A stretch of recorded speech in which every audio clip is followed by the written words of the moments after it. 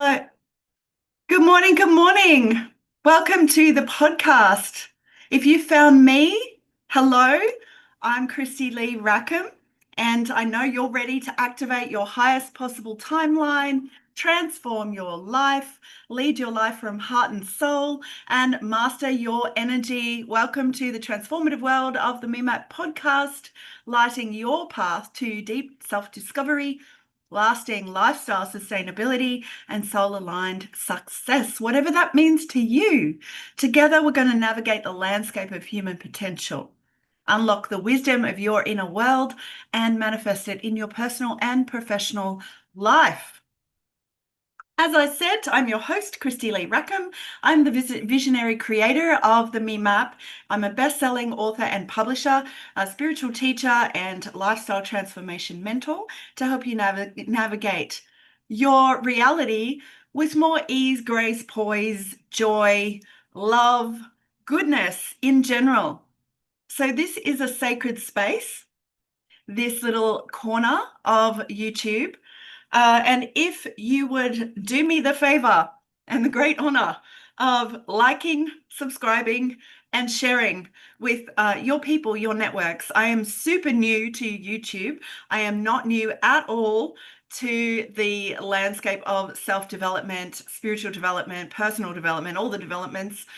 This is not a new space for me. I've been working with people in a wellness capacity since I was 18 years old, when I hosted my very first meditation class for a group at my family's wellbeing centre in Melbourne. So this is the tech space is also not new. I've been running online courses and online programs since 2017.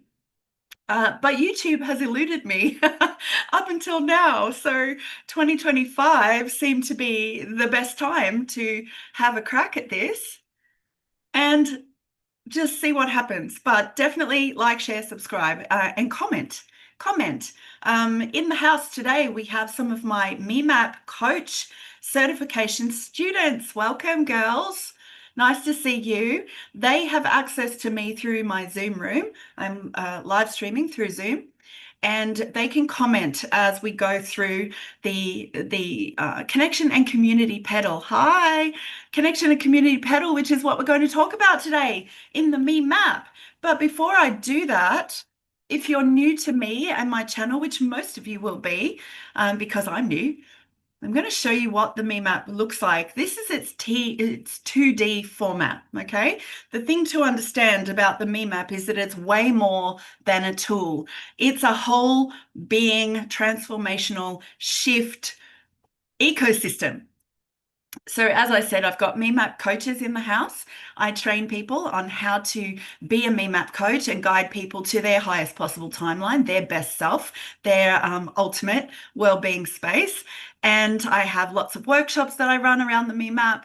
I do one-on-one consultations using the MeMap. And it's really a subjective map. So it's the map that helps you guide you.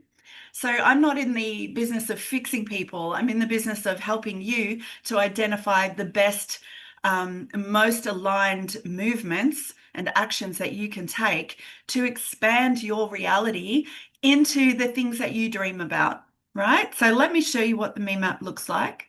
Bear with me, sharing my screen. All right, I'm going to get the girls in the house, the ladies in the house, to give me a thumbs up if you can see this image. I'm hoping you can. There's all these little boxes that Zoom puts up, which are really quite irritating. Okay, so this is the Me Map. I'm not even going to explain it. If you want to know a bit more about the Me Map, go to the mini episode, I think it's a mini training episode, preliminary episode before episode 1. And also in episode 1, I go into the Me Map, what it is, how it works, how it's different to all the other coaching models out there. In a nutshell, the Me Map incorporates masculine and feminine, divine masculine and feminine approaches to self-discovery and self-expansion, self-actualization. So we've got linear aspects and we've got spiral aspects. And this little image belies its depth. if you can think of the me map as a holographic entity, and it's based on the flower of life, which is a sacred geometric pattern that is underpinning all of creation. So when we can align our soul self, our sovereignty with the things that the universe is speaking to us through this flower of life, we can start to align ourselves in a really powerful way with the universe and all the things that the universe brings to us when we get in tune, right? When we start listening to the fabric of life itself, amazing things start to happen. All right, so, oh, I shouldn't have turned that off. Hang on. What we're going to talk about today is the connection and community petal. So, going back, the connection and community petal, we've already covered, and you can go back to my previous episodes under the Me Map podcast on my channel, which is Sacred Energy Mastery. We've done emotion and energy. We've looked at these petals here. Body and environment and mind and manifestation. Huge content in those. I could talk on each one of these for a year and not run out of time, not run out of things to say. And today we're going to look at the connection and community petal down the bottom here, which interestingly is opposite energy and emotion, which I may talk about a little bit. But this is really all things relationship, how we relate to ourselves first. How are we in relationship with our essence, with our sovereignty, with our inner landscape? And as part of that self-relatability, how are we relating to source energy? We are all divinely connected to all things, to source, the universe, God, whatever you want to call it is perfectly fine with me. I use all of these words interchangeably because I've experienced the very real truth that they're all the same. We all come from one place. So the connection and community petal is all about your connection with self and source, and self and others. But what is fundamentally true is if you don't know yourself, if you haven't spent some time developing who you are and finding out, where are you in this crazy cosmic soup of patterns and behaviors and things that you've collected from all of your experiences through life, everything that you've bought, borrowed, stolen, inherited, adopted, absorbed from being human. If you don't spend some time diving into that and tuning into who you really are underneath all of those patterns and behaviors and beliefs, it's going to be a pretty rocky road as a human. So the connection and community petal builds on what we talked about last episode, which is the mind and manifestation. The mind is kind of like a pointer to the unconscious belief systems that you hold. And what we want to do with the connection and community petal is hone in on how those belief systems are shaping your reality within relationship. Because the truth is, there is no being human without relating to others. Now, whether those others are trees or animals or humans is up to you, but we cannot escape relationship. And in fact, in the connection and community petal, if you're escaping connection and community, or attempting to, life is going to be pretty miserable. You're going to find that you're pretty isolated. You're uncomfortable in groups. You don't, enjoy being around others. Maybe you find that you're stuck at home a lot and you're afraid of going out into the world.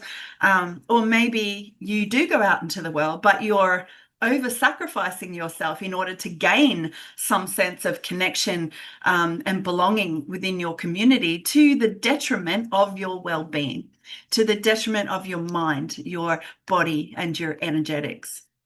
So humans are wired for connection, but when we're not operating from this place of internal knowing of self, we might try to seek approval outside of us ourselves. We might try to stay in relationships that are toxic, that are unhelpful, that are detrimental, that are codependent.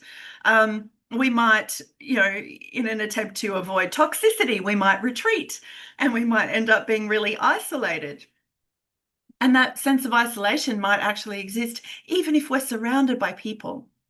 I remember early in my 20s, I did have this experience of being an extreme over people pleaser because of trauma that I'd had when I was 18. So I developed this belief system that if I needed to be safe in the community, I had to placate and over people please and keep myself safe by being amenable to everybody and everything to a crazy degree.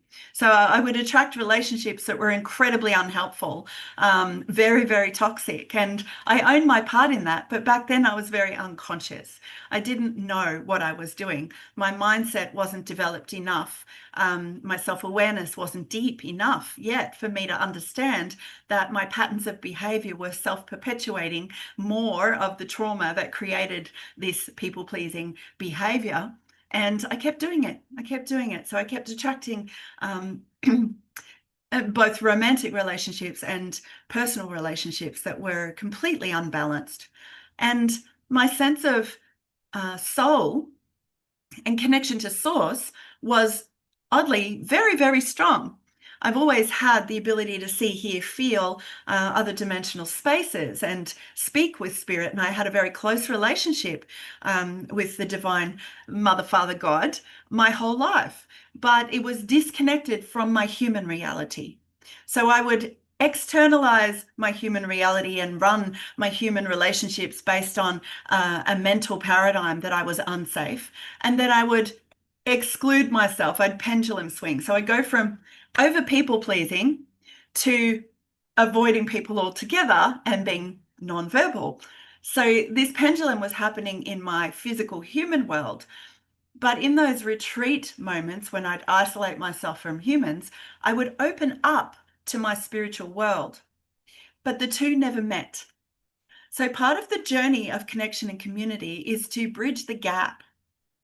Is to find where spirit and soul and self and others all interrelate in a harmonious way. So when that's not happening, you can feel really, really uncomfortable in human reality, because human reality is about relationship. That's the bottom line. Relationship to everything. Even, your furniture. How do you relate to your furniture? What is your furniture reflecting about you? What is your relationship to your furniture? That's a silly example, but you know what I mean. So this petal assesses whether your connections uplift your spirit and honor your boundaries, healthy boundaries, which doesn't mean blocking people. I'll talk about that a little bit more, and how your relationships reflect your values, your sense of what's right in the world for you. What do you value? What are you passionate about? If you don't know what that is, you're going to have a hard time being in healthy connection with other people in your reality. 1 second, it got really hot in here, really sudden. Hang on. Whoo! I'm in Queensland. And in the Gympie region, it gets really, really hot. And during winter, it gets really, really cold. But outside, it is stunning. It is beautiful. It is blue skies, clear as a bell. The trees are speaking to me. It's very lovely. But inside, I can't decide if I'm hot or cold. I turn on the heater because it gets cold, and then I have to turn it off again because I'm having some kind of postmenopausal hot flush. I can't quite decide what's going on. Okay, back to this. So this petal also includes your relationship with family, with friends, with clients, with peers, with siblings, your online connections through social media. What else? Your spiritual communities, the places that you go to spend time, the streets that you spend your time on. It really is at the center of everything, which is why the connection and community petal is opposite energy and emotion. These two are in direct relationship to each other as well. But when you become a MEMAP coach, we look at the interrelationship between all of the petals in great detail. Obviously, I don't have time to go into that on this podcast, but if you're interested and you want to become a coach and you want to be a holistic coach, you've got that knowing that some of the other coaching methods out there are limited or very polar, monopolar. They're only looking at one part of a person, like business, for example, and you want to help people through the whole gamut of their reality in a holistic way, then please reach out and talk to me about becoming a holistic MEMAP coach. It's really quite an amazing way to transform other people's lives at the same time as increasing your capacity for awesomeness and goodness in life as well. So hit me up for information about that if you're interested. So what we want to do is create soul-aligned connections that actually encourage and foster belonging without the need to shrink, to mask, to overgive, to people please, to undergive and, protect, push people away in order to protect and give ourselves a false sense of safety and security. We want to have relationships that overflow from our sense of who we are and our connection to soul and source. Who are you? Where have you sprung from? What do you value? What are you passionate about in life? It's essential to know this. So when we go through a MEMAP triage consultation, which is what my coaches are learning to do, we do a quick snapshot triage consultation, and then we go into deep dive consultations, which are a really deep exploration and excavation of your own knowing and intuitive understanding of what's needed for you. But when we do this triage, we do a quick snapshot using a rating scale. And that rating scale goes from 0 at the center of the MEMAP, at the very center. That's called 0 point. That's where all things become. That is like the fabric of the universe, where all things are nothing until consciousness decides they become something. Okay, so 0 point. And at 0 in the connection and community petal, the affirmation or the statement of fact, the statement of inherent truth is, and write this down if you're new, this is a good idea, I am connected and contributing at 0 point. So this is the goal that we're aiming for. And if you're in a more chaotic state, if your connection and community, your relationships are out of control, they're messy, they're uncomfortable, they're avoidant or overly attached, they're anxious, they create massive stress in your reality, you would be at the chaotic end of the scale. So 0 is I'm connected and contributing. And at the scale at the other end, which is 10, it's a sliding scale, I am disconnected. It's very simple, right? At 0, I'm connected and contributing. At 10, I'm disconnected and not contributing. Or I'm contributing in a way that is burdensome. And by that, I mean burdensome can mean over people pleasing, because when you're a people pleaser, you're not giving people the credence and the opportunity to meet you in a healthy place. You are creating a burden by contributing dysfunction to your relationships as much as they're contributing to you, right? It's never one-sided. So don't punish yourself or beat yourself up for that.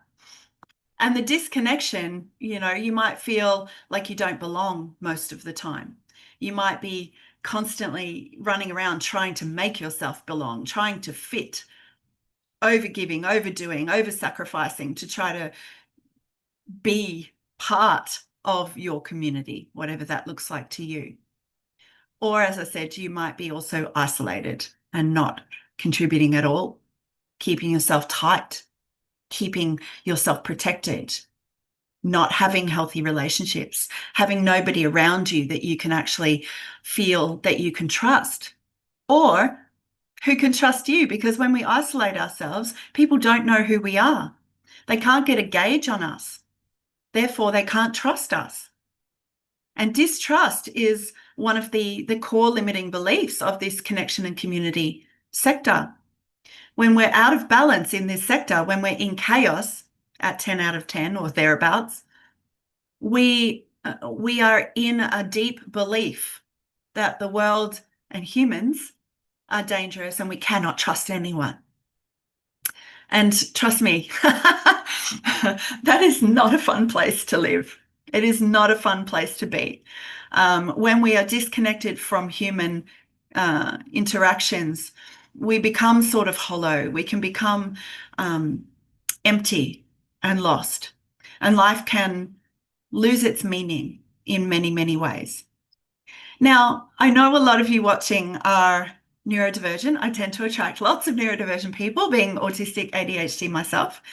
And that's not to say that you can't have a healthy connection and community petal with animals, for example, or with trees, or your garden, your herb garden, your plants, the birds outside.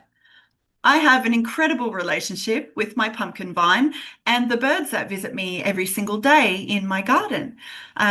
We have a loving connection. The birds in particular that visit me, they all have names. I sit in communion in my garden and I commune energetically, opposite the energy and emotion connection, right? Connection and community is opposite the energy and emotion petal. I sit in communion with my environment. I connect with myself.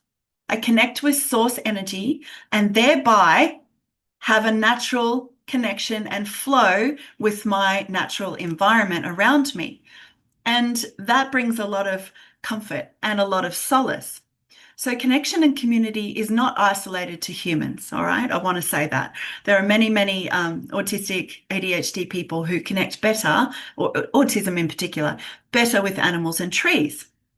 However, underneath that, there is still, particularly with autism and human interactions, there is still an inherent sense of distrust of other humans and a sense of unsafety with other humans. So if we were looking at the sliding scale, you might be an autistic person who's balanced and healthy and still struggle with connecting with your fellow humans. And maybe you don't have a tribe of other neurodivergent people that love you and that appreciate you for who you are and the weird and wonderful ways that you express in the world. But you might have a really beautiful relationship with the trees and the animals around you. That would be about a 5 out of 10, right? A 10 out of 10, though, you know, your human connection would be almost non-existent. You would be struggling with all sorts of social anxiety, and that would be creating all sorts of difficult symptomatic responses. Your nervous system would be absolutely peaking in a meltdown or a shutdown when having to connect with people on a human level. All right.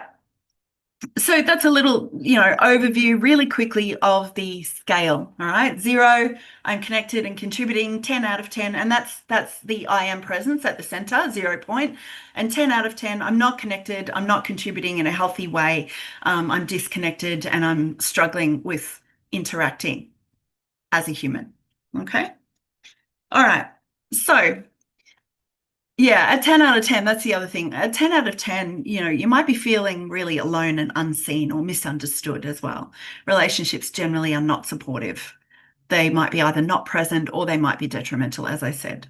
So there are common phrases that I hear in my clinical practice, which I still have happening, but I don't see as many one-on-one people now. When I was a nurse, I was seeing people full-time. Particularly neurodivergent people. And the phrases that I would hear a lot that were An indicator that somebody was struggling in their connection and community petal are things like, no one gets me. I don't belong. No one, everyone's disappeared. I see that a lot when people are about to shift, actually, to come into a better relationship with themselves. Their relationships outside of themselves tend to dissolve to make way for more coherent, more loving, harmonious relationships. So sometimes there'll be a vacuum that's created when somebody's finally starting to listen to their own personal values, finally starting to connect with their own heart and soul and their own belief systems and their own value, their own sense of worth. What can happen is that the toxic relationships that were built when they were in an unhealthy state, in a chaotic state within this petal, start to dissolve and disappear. That's a really good indicator that somebody is in a healing phase, beginning to respect themselves a little bit more, beginning to understand that they have inherent value and starting to speak up with healthy boundaries within those relationships. There are three things that happen when you start to heal in any of the petals. The first thing is people will rise to meet you. They will meet you at this new state that you're in. They will be noticing that you've changed and they will say, hey, you've changed. It's really great. And they will meet you at this new level, this new type of connection. They will grow with you, right? That's the first thing. The second thing is they will fight. They won't know why they're fighting, but all of a sudden, on some visceral level, they sense that the connection that you guys had has changed and it's dangerous for them for that change to have happened. And because it's dangerous to them, they will fight you. So that might look like picking little irritating little fights or barbs or snares, right? They'll start picking at you until you snap to destabilize this new, more calm, harmonious connectivity that you've got going on. They will start to pick fights. And your job is to try not to rise to that and enter the fight with them. And the third thing that can happen is that you or them will leave. They will leave your life. And this can happen in interesting ways. Sometimes the universe will help you with that.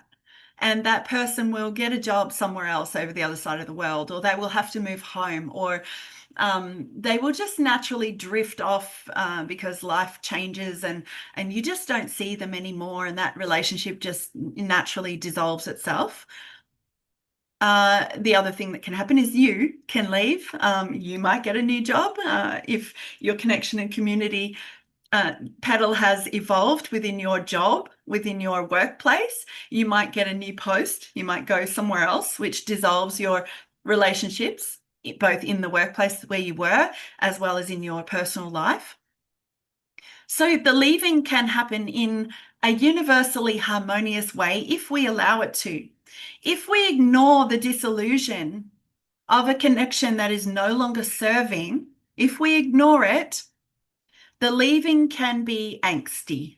It can be uncomfortable. It can include fighting, okay?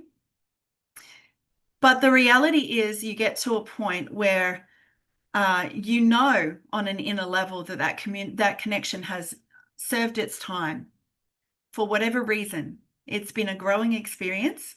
All connections have a growing experience to them, regardless of how they end.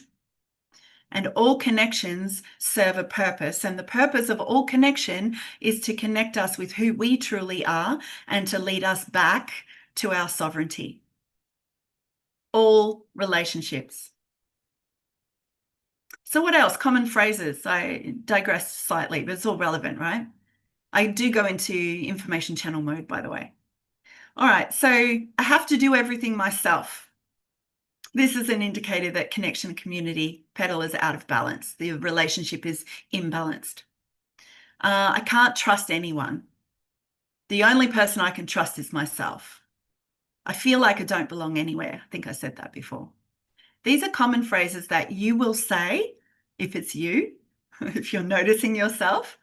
And in the chat, my MEMAP coaches, what are common phrases that you hear amongst your people within the community and the connections that you have existing at the moment, whether that be in the workplace, whether that be at your kids' school, whether that be down the street? Because the reality is that all people are reflecting us in some degree or another. That reflection can be things like what we judge in life, what we believe in life, what we reject, what we accept. All relationships will reflect us in some way, shape, or form. They will show us something about ourselves that we need to pay attention to. And sometimes that's awesome, right? If you start attracting really cool people around you, congratulations, because that is a direct reflection of your value and sense of self-worth.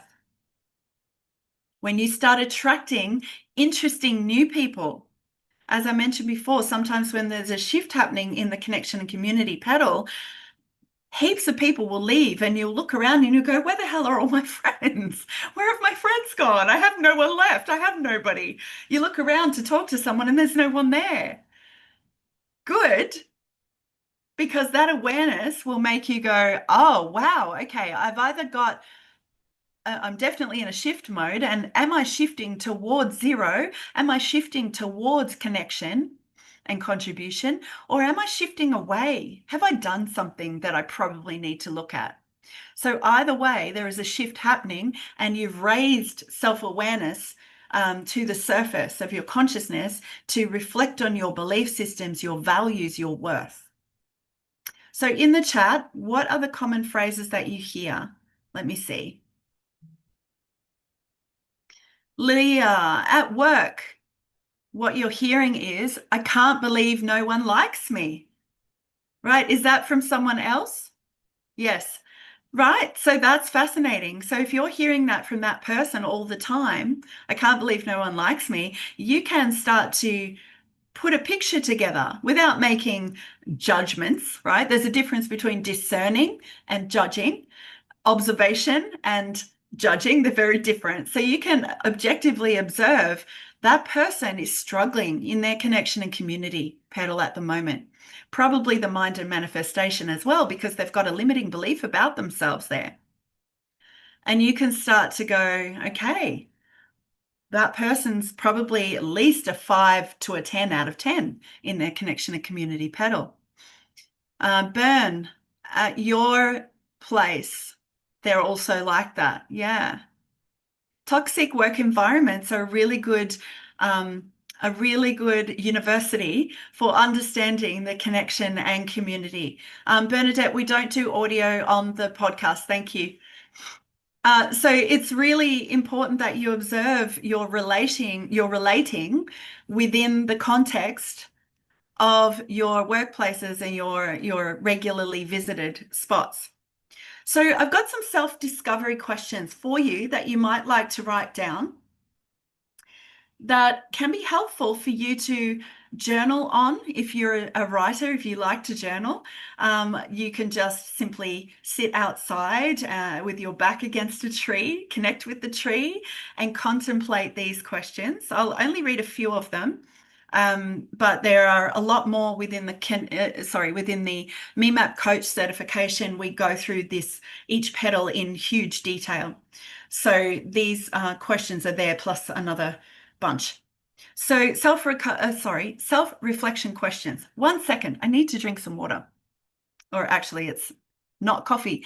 For those of you, I don't do product placements, right? This is not a plug. I don't get any money from this. I found this brand called Not Coffee, and they have like caramel flavor, vanilla flavor, and it's I believe it's chicory and dandelion instant not coffee, and oh my gosh, it's the best. Because I used to drink like 6 cups of coffee a day back in the day. People wondered why I had an anxiety disorder. That was one of the reasons. But the not coffee is amazing because I love to have like a warm cup. It's nurturing and cozy to me. It makes my heart settle. It makes me feel calm. But the not coffee is great because it doesn't stimulate me because I'm already fully bouncing a lot of the time with my ADHD. Okay. Do I feel safe to be my full self with others? And if you're neurodivergent, I'm guessing that's a no. Unless you're well comfortable with who you are already and you've done a lot of self-development work and you've dived into your connection with who you truly are, with your sovereign self, the part of you that is true, and you've done some work to bridge the gap between you and the mask, you and what society expects you to behave like. If you've bridged that gap and you've stopped being afraid of who you are and you're now letting that out in public spaces in a beautiful, grounded, loving way, because that's who we are in our center, then good on you. But a lot of neurodivergent people do struggle with this petal.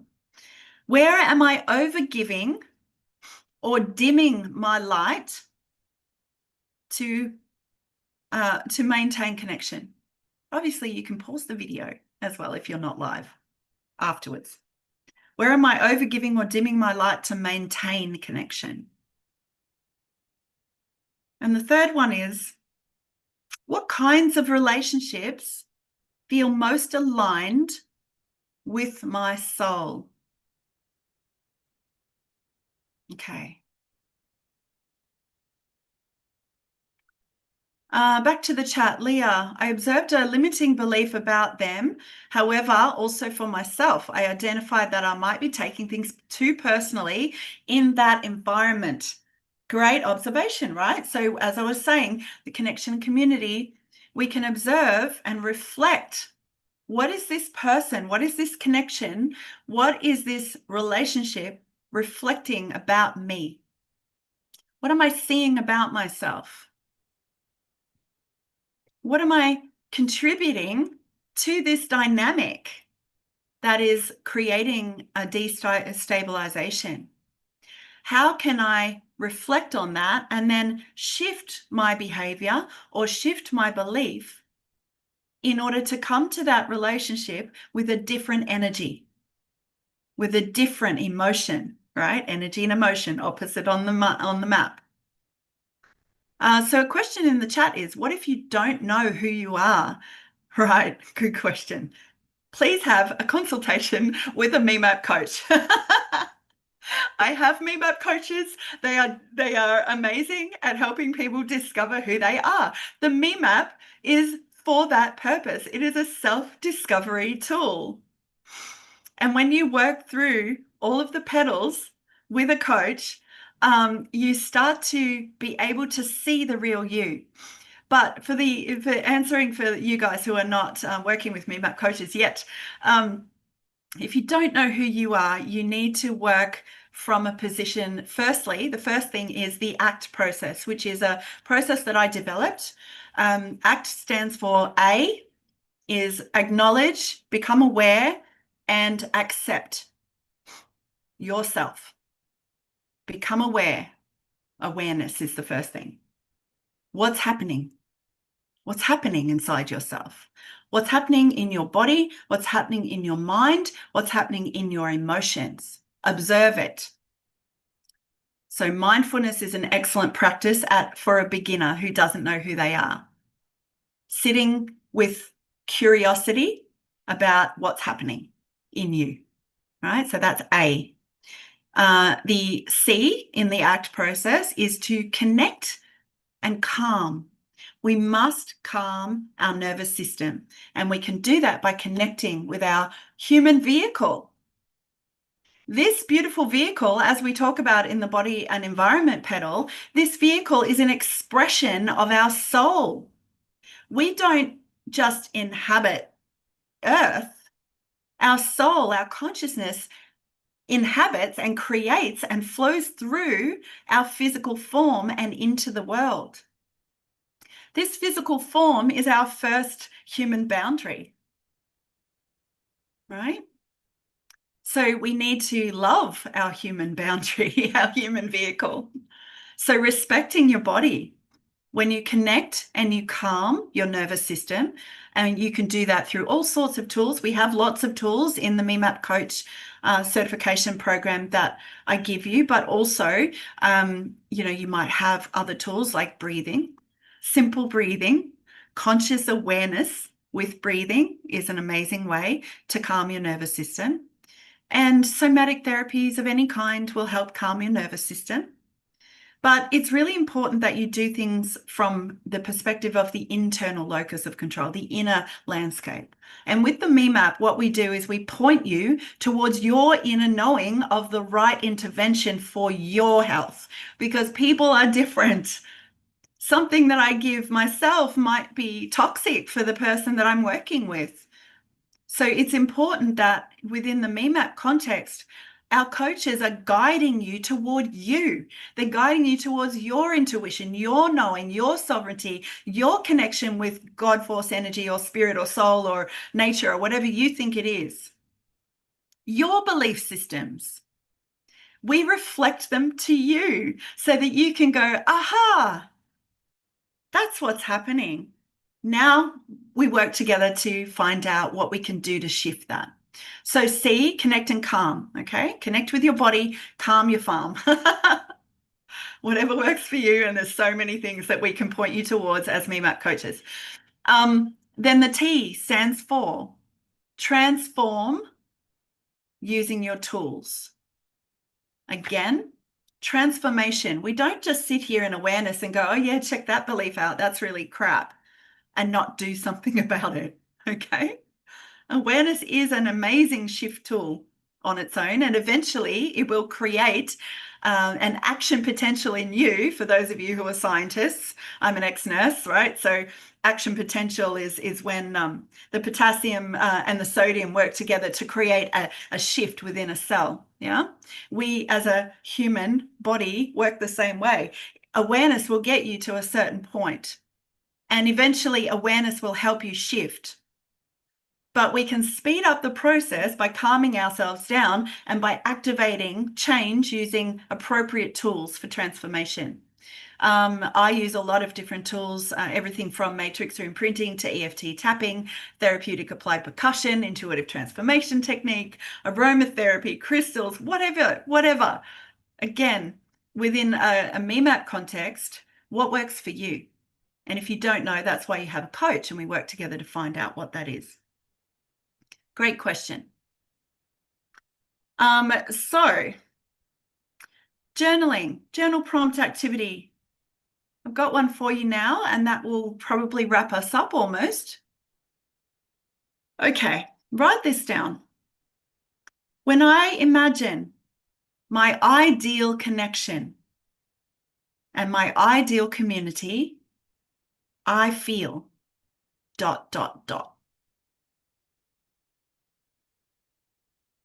So we're going to do this right now. For those of you listening rather than watching, I'm just going to guide you through a little visualization.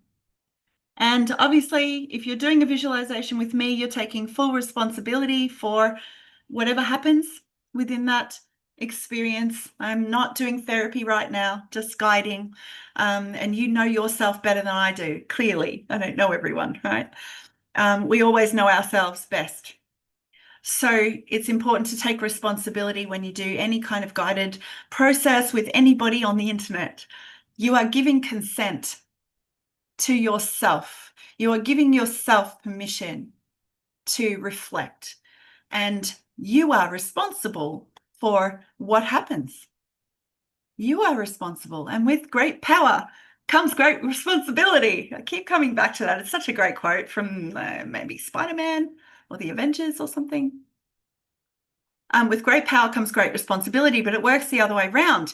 When you take responsibility for your own connectivity, your own relationships with yourself first, then everyone else benefits. When you start to acknowledge the parts of you that are feeling less than, the parts of you that are feeling disconnected and disharmonious within your relating to anything in the universe, anything on our planet, particularly your body, particularly your other people, because no one's isolated to that degree, right? We all have people. When you start to take responsibility for your relationship with yourself through the ACT process and all the things that we do within a MeMap coaching session, your relationships will naturally evolve into a higher order. There is enormous power, personal power, empowerment, M inside, powerment, creating power within the self. Because then when you start to be able to see your relationships with so much clarity, you can uphold the things that make you unique. You can uphold the things that keep you healthy. You can honor the relationships that you have by helping your people to do the same, right? We're not separate to our people. When we are in a balanced, harmonious state, when we're connected to ourself and to source energy, we overflow. We move through our bodies and we overflow into our environments in a harmonious way. That is powerful.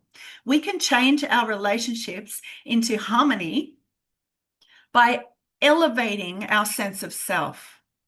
Because when we come from a place of brokenness with ourselves, when we don't think we're worthy, we have low self-esteem and we don't honor our own values, we, avoid them or deliberately sort of push them away.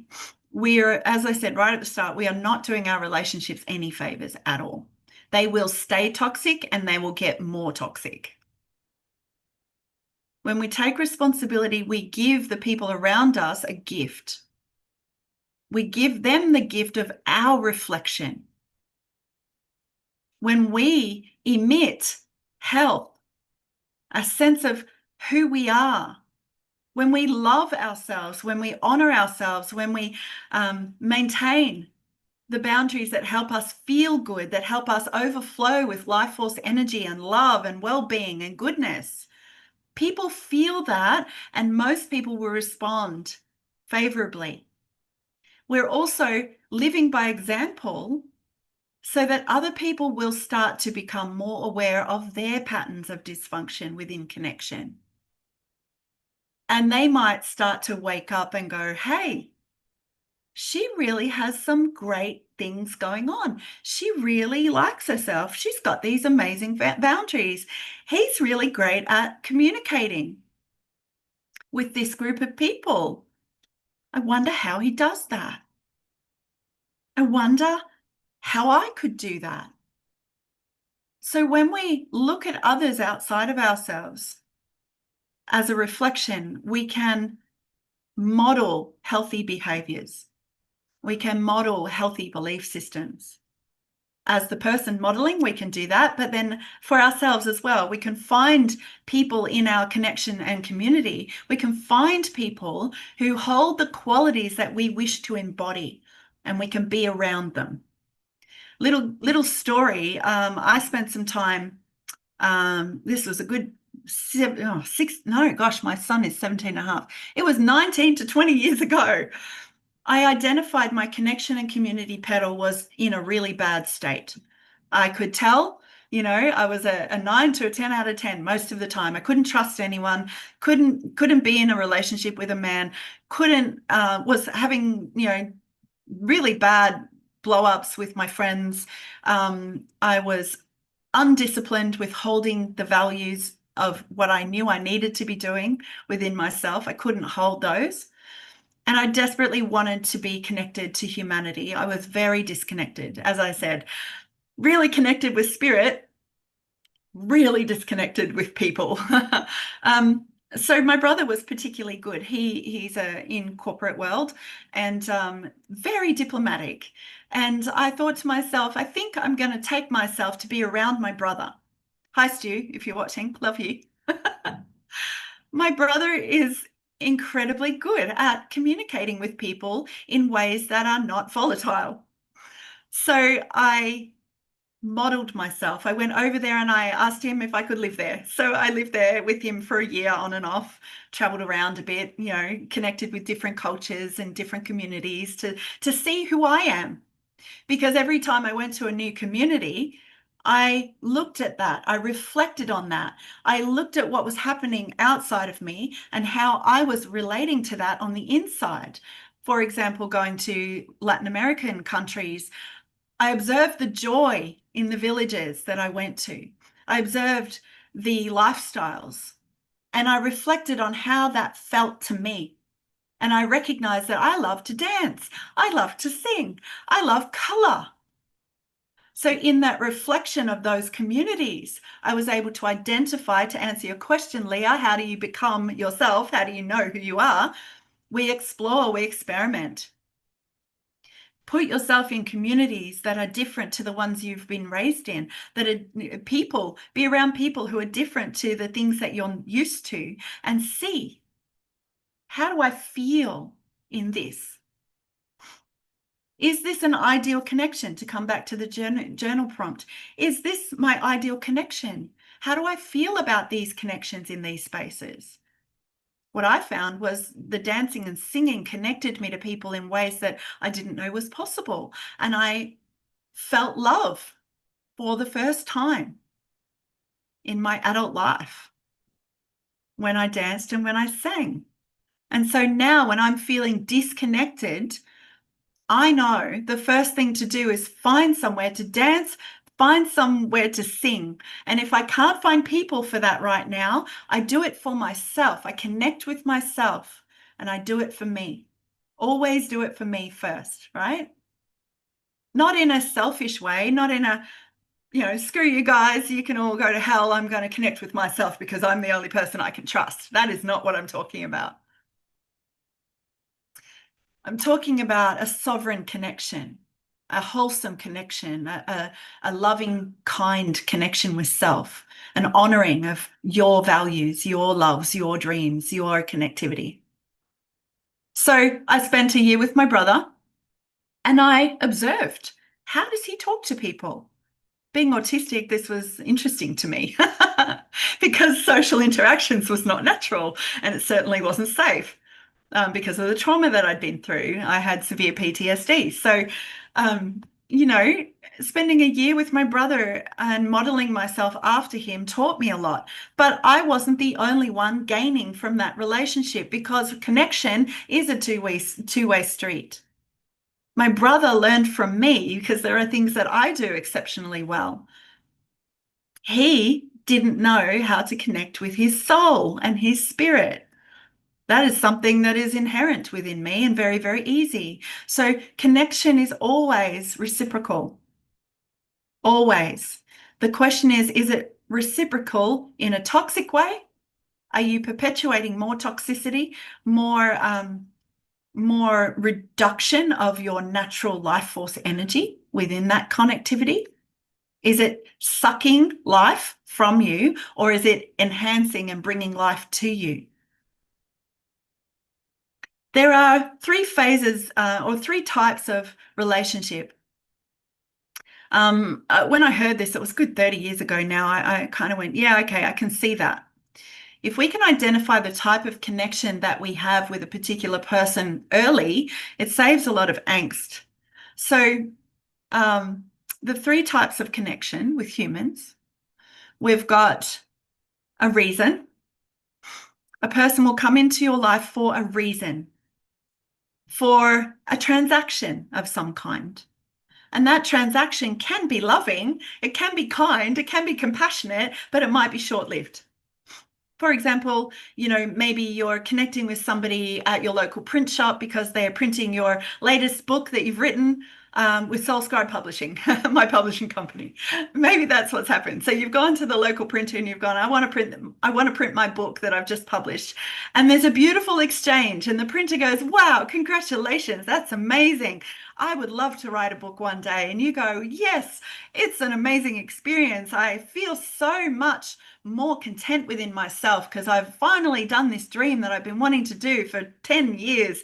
And it was such an opening experience. And I really really feel connected to myself. And now I've got readers, and I've built a community of readers who love my writing.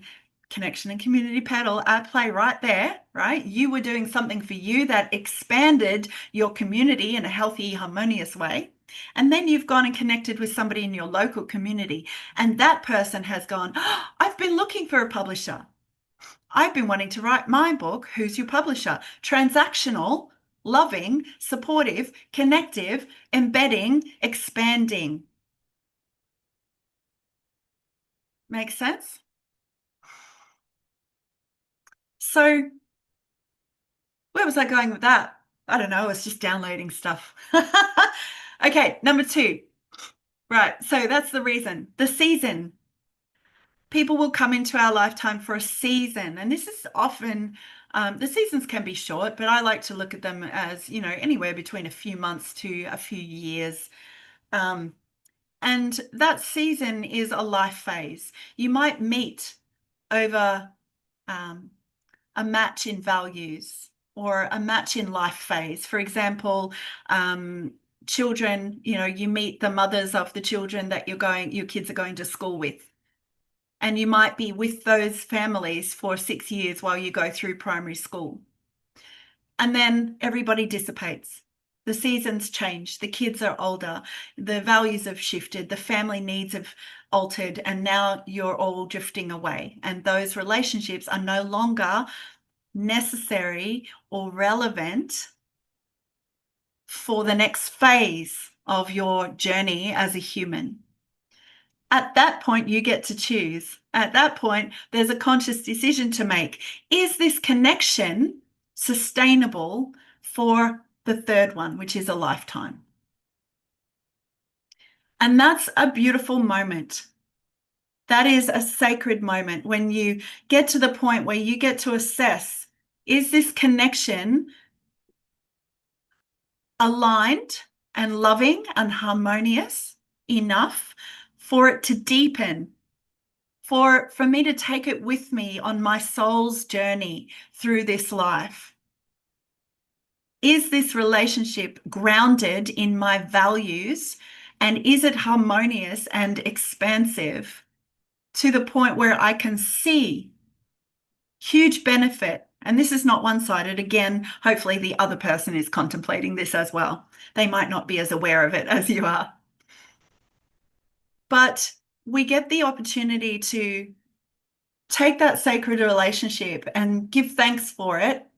And all of them we should be having gratitude for, right? It's really important to honor every human interaction as often as we can. And, the best of us forget. I'm human, right? I forget sometimes. I get all caught up in my head. But at the next opportunity, it's important to tune into yourself and go, wow, that was a beautiful exchange. And just send gratitude to that person for that exchange.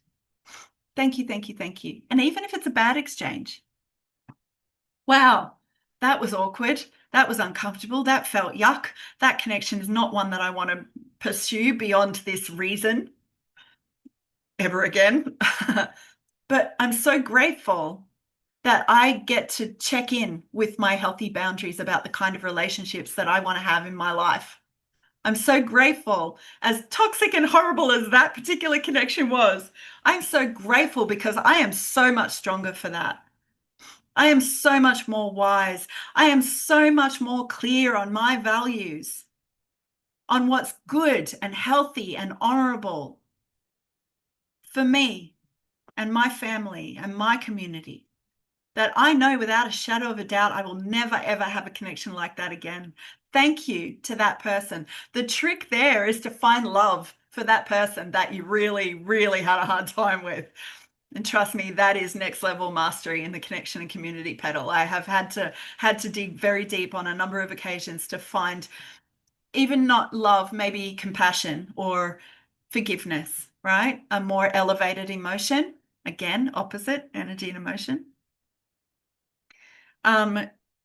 Honoring that connection for what it brought to you, to lift that connection into a higher order within yourself, is mastery. Sacred Energy Mastery YouTube channel. So the third one, a lifetime, our conscious choice to deepen a relationship within the Connection Community Petal for a lifetime is a sacred decision. We're risking letting people even closer. And that can bring up some, scary things, particularly if you've got trauma. But it's worth it, right? To deepen into relationships that are soul connections that are going to last a lifetime is one of the most stabilizing things that you can do. Unfortunately, in today's society, many people don't bother. They don't bother. Life has become quite transactional, reasons all over the place, but the depth has been lacking. You'd be lucky if you have, good people for a season or two. Even more blessed if you have the presence and the connectivity of yourself and your connection to source energy to identify the relationships and the connections that have the potential to go soul deep. And you won't have many of those in a lifetime because it takes a special person to meet you there, right? Because there's a reciprocal exchange. And if you're coming to a relationship with high levels of love, compassion, respect, clarity, effective communication, it's in this day and age sometimes unusual to meet somebody at that level, which is why we have map coaches. I am on a mission to teach, to certify people as map coaches, because I know that the more coaches, the more people who go through the map process, even if it's not to become a coach, but to work with a coach, I know that if you do that, I'm growing people of a high caliber of vibration and consciousness and human decency that can then go out into the world and build conscious, loving, forgiving, respectful relationships with each other. And that is how we heal the world. This is a really important petal. They're all important, but this one. How are we going to have a peaceful planet if people cannot relate to each other with respect and kindness and courtesy from a place of deep self-love and self-awareness and a healthy relationship with their own being, their own sovereignty, and a healthy relationship with the all that is? I don't know any other way. So, lifetime connections. What a beautiful thing to aspire to. I think that is it. That is all, folks. All right. What I'd like to leave you with is this short visualization. Coming back to the journal prompt, when I imagine my ideal connection and community, I feel. So what I'd love you to do, I'm just going to get my Sao Paulo, my sacred wood. Ouch, my candle's very hot. I like to burn this. It just helps me instantly shift into sacred, grounded spirit mode.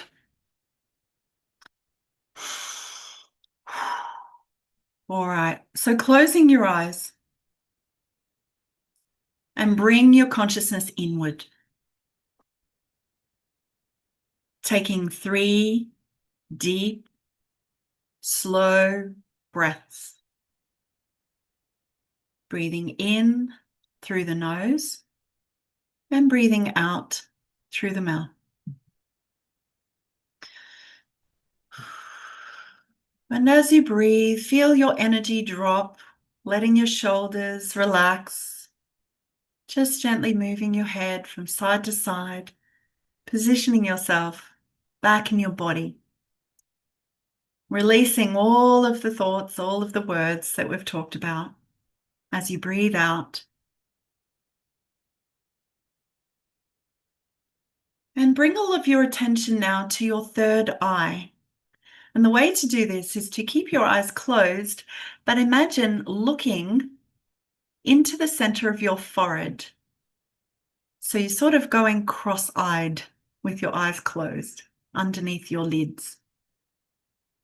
So looking in toward the third eye. And there you might imagine a large screen or a reflective surface, perhaps a pool, a flat, clear lake, the surface of an interdimensional portal, or a TV movie screen. And on that screen, a circle of people begin to appear. And these are your people. These are your soul-aligned companions on this human journey. And in the center of this circle, you can see your soul self, your true self, your sovereign self, vibrant, alive, joyful, heart opened, receptive, trusting, loving. And the people around you are all linking hands now. And you can feel the emanations of love from their hearts. Heart to heart, they connect with each other. And then beams of loving light move from their hearts to yours in the center of the wheel. You don't need to earn their love or approval. All you need to do is be you. Be open to you. Be responsive to you, to your values, to your worth, to your passions, your loves. And as you be you, just notice how they see you. Look around the circle at the faces. Do they reflect your love, your kindness, your goodness? These are your ideal people. You may not know these faces. There may be some you do recognize. These are the people that hold you. These are the ones that you are inviting into your circle of trust because you can see their reciprocity. You can feel their loving kindness. And it makes you open even more to connect even more deeply because they truly, deeply see you. And you see them. So flow that loving light from your heart back to each and every person within the circle as well. Feel that shifting energy going backwards and forwards and around the circle, building loving connection, harmony, ease, grace, joy, trust, beneficial energy flowing around and around. And let your nervous system just settle into this feeling of belonging. I belong here. I belong with these people. And now, gently ask yourself, what would shift in my life if I only gave my energy to these kinds of relationships? And ask yourself, what needs to shift in me to allow these kinds of relationships? And just let those questions hover, float around you. You might be able to actually see the words flowing around the circle as well. Those questions will stay with you now. And I encourage you to contemplate these when you next take time to connect in with yourself, with your soul, with spirit, and allow answers to come forward. Allow yourself to stay open responsive, connected, allowing those answers to find you in new, interesting, loving ways in your connections and your community.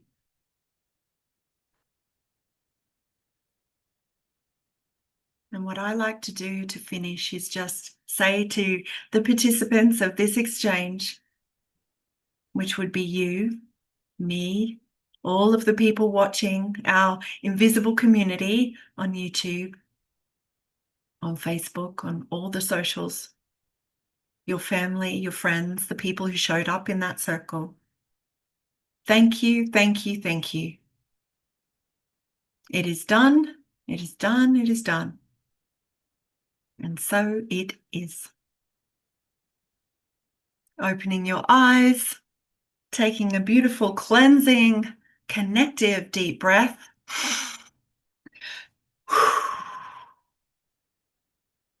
Thank you, thank you, thank you, my beautiful viewers. I really appreciate you being here. I am so grateful. This is where my joy lives, is having these little discussions and having people to respond to and to interact with. This is my joy. This kind of connection makes me so happy. So thank you for that. The MEMAP coaches on the line, please stay in the Zoom room. If you have questions, we'll do some hot seat coaching. For those of you not yet in my circle of goodness, please go over to Facebook and join my Sacred Energy Mastery Sanctuary on Facebook. And you can also reach out to me through Linktree, information in the description below. And if you're interested in becoming a MEMAP coach, by all means, reach out and we can have that conversation. And I can also connect you up with a MEMAP coach if you feel the need for a guide on this journey of self-discovery and awesomeness of becoming you. All right. Thank you, thank you, thank you. Happy Friday, happy weekend. I will talk to you all very soon. Now, if I can work out how to stop the live stream.